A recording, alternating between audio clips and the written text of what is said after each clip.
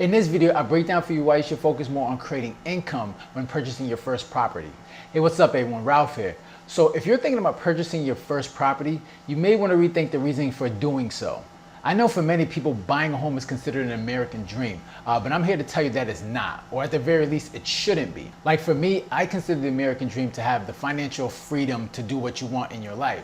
Which is why in this video, I want to break down for you why when it comes to purchasing your first property, you should focus more on income instead of finding a place to settle down in. Now, before I get into why you should focus more on income when purchasing your first property, let me quickly share with you a story about when I purchased my first property back in 2009. Back in 2009, I purchased a 1-bedroom, 1-bath condo. And I remember going through the mortgage process. My mortgage broker was telling me how, Ralph, you know what, you may not want to buy this. There's a lot of financial issues when it comes to the management of the property, but being so excited, I was like, it's my first property, don't worry about it. I'll make it work, right? And I should have listened to him, because eventually, after the process was done, I lived in there for like 4 years, and I think about 2.5 years in, I was thinking about, I think I'm going to sell this, because every year there was a new special assessment fee on the condo, or they raised up the condo charges, the condo fees for the following year. So there was so many issues financially that they always raised up the prices, and it got to a point where I was like, I'm done. There was a lot of politics in there. There was like so much infighting. So I said, all right, let's sell this. So eventually I sold it. And I sold it for like, $20,000 less than what was on the mortgage. So this is like, when I sold it, there was like $20,000 I had to come up with cash. So that's when I got some credit cards. I got a personal loan. And then that started my journey of getting into like debt again for the second time. And I accumulated about $30,000 of debt.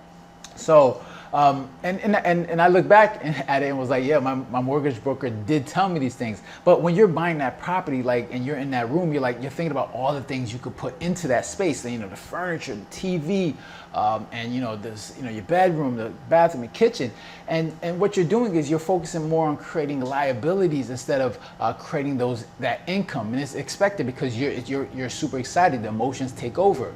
And the reason why I tell you this story is because you should be focused on, the reason why I tell you to focus on income is because you want to focus on adding another source of income, right? Because unless you have a high paying job, you're relying on one source of income can be risky. And that obviously one source of income is your job. And not to say that, that job is not going to hold it down, but there's so many things, unexpected things that pop up. Just relying on that one source of income can be risky. This is why I tell people, when you're purchasing that first property, at least the first property should be at least either a duplex or a 3-family, 4-family.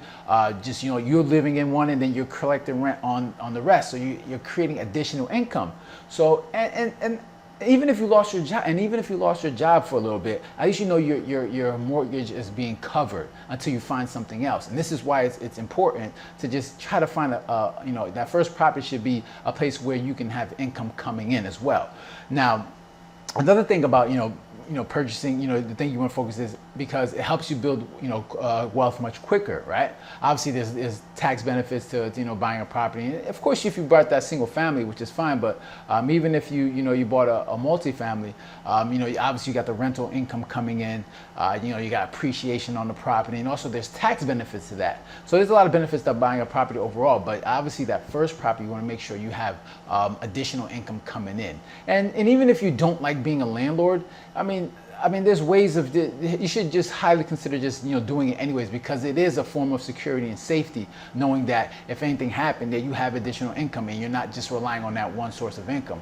Also, the reason why I do that is not to say that you probably can't manage it with one job, but it's about creating a mindset where you're focused on building assets instead of just building up expenses. Because if you just bought that single family, obviously your income is staying the same, or every 2 years you probably get like a 2, maybe 3% increase. Expenses tend to creep up, all the time, and you want to make sure that you're not, obviously that first year when you're purchasing that property, that you're not, increasing your income more than what increasing your expenses more than what your income is increasing. Because obviously you want to get focused on building that income, keeping your expenses relatively the same, and that's how you're going to build wealth much quicker. So for me, it's more so the reason why I say that is just you want to focus on creating a mindset. Creating a mindset that you don't want to just rely on one source of income. You want to make sure you're creating more assets and reducing liabilities, and building wealth for yourself. So that's that's my reason. If I could go back to the years when I bought my first property, my first property would obviously have been a multifamily. And it would have jump started me to building more wealth much quicker, and it would have created that mindset, of just making sure I create more, acquire more assets and reducing liabilities. All right.